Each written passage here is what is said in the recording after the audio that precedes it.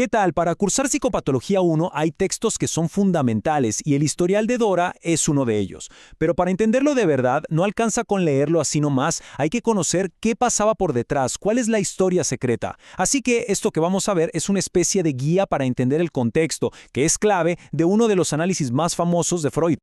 Y arrancamos de entrada con un enigma, una pregunta que es central. Freud tenía el caso listo, sabía que era algo revolucionario. Entonces, ¿por qué esperó tanto? Esta demora es el eje de lo que vamos a charlar, y la respuesta nos va a decir muchísimo sobre cómo pensaba Freud en ese momento. Bueno, vamos a meternos de lleno en el tema.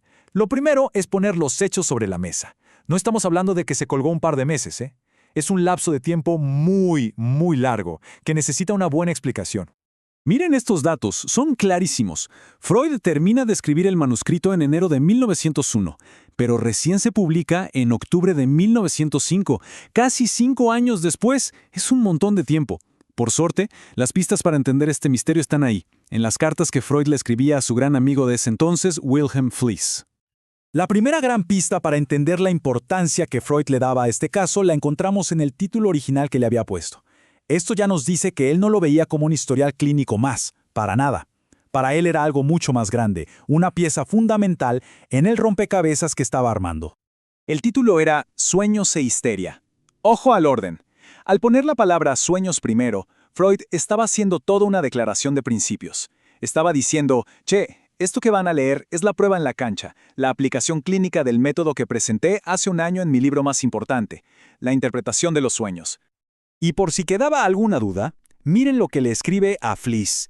Lo dice con todas las letras. Para él, el caso Dora era una secuela directa. Era la prueba de que su teoría sobre los sueños no era un delirio teórico, sino una herramienta potentísima para entender y analizar la histeria en la práctica clínica. Entonces, la pregunta vuelve. Si era la continuación de su obra cumbre, si era tan importante, ¿por qué dudó en publicarlo? La respuesta, y acá nos metemos en lo más picante, está en el contenido. Freud sabía que lo que estaba por revelar era tan, pero tan radical para la sociedad de esa época, que hasta él mismo necesitó tomarse un respiro. Escuchen la fuerza de estas palabras, por favor. Un horror aún más tremendo que el habitual. O sea, el tipo ya estaba acostumbrado a que lo critiquen, a que no lo entiendan, pero sabía que con Dora estaba yendo un paso más allá. Era consciente de que sus ideas iban a generar un rechazo visceral, no solo en la medicina, sino en toda la sociedad. Y acá está el meollo del asunto. En el análisis de Dora, Freud tira 3 bombas teóricas una tras de la otra. Primero, dice sin vueltas que la histeria tiene una base sexual. Segundo, introduce el concepto de zonas erógenas, sacando a la sexualidad del cuarto y llevándola a todo el cuerpo. Y tercero, y esto sí que era un escándalo para la época, pone sobre la mesa la idea de la bisexualidad como un factor clave en el conflicto psíquico. Y no es que lo insinúa, ¿eh? En sus cartas, Freud es súper explícito. Describe el conflicto central de Dora como un tironeo, una lucha interna entre la atracción que sentía por el señor K y los sentimientos, mucho más ocultos y reprimidos que tenía hacia la señora K. Estaba hablando de bisexualidad en 1901. Una locura. Y acá hay una fórmula teórica que es potentísima y que está en la base de todo el caso. Freud plantea que los síntomas neuróticos, como la tos nerviosa de Dora, son como el negativo de una foto.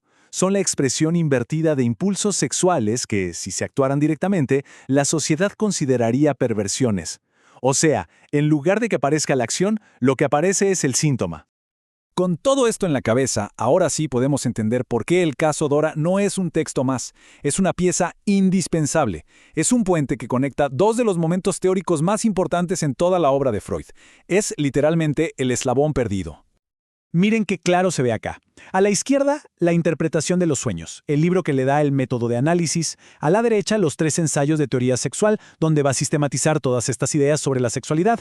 ¿Y qué hay en el medio conectando todo?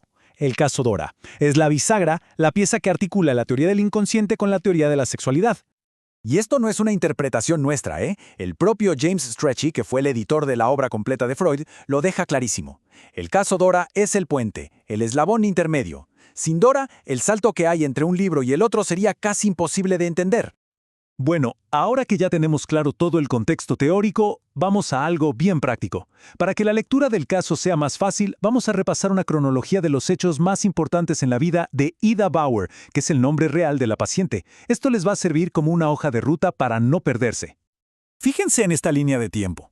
Los síntomas arrancan muy temprano, a los 10 años. Después, tenemos dos eventos que son capitales y que Freud analiza con lupa.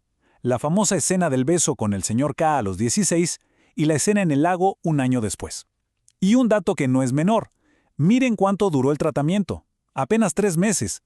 Por eso Freud, con mucha honestidad, lo llama fragmento de un análisis. Y cerramos con una pregunta, que es para que se la queden pensando. Sabiendo todo esto que vimos, conociendo las dudas de Freud, lo radical de sus ideas sobre la sexualidad, su ambición por este caso, ¿cómo leemos ahora el famoso momento en que Dora se levanta y abandona el tratamiento? Quizás ya no es tan simple como decir que fue una resistencia. Quizás fue una respuesta mucho más compleja a todo lo que se estaba jugando en ese consultorio. Bueno, la respuesta ahora queda para la lectura y el debate de cada uno.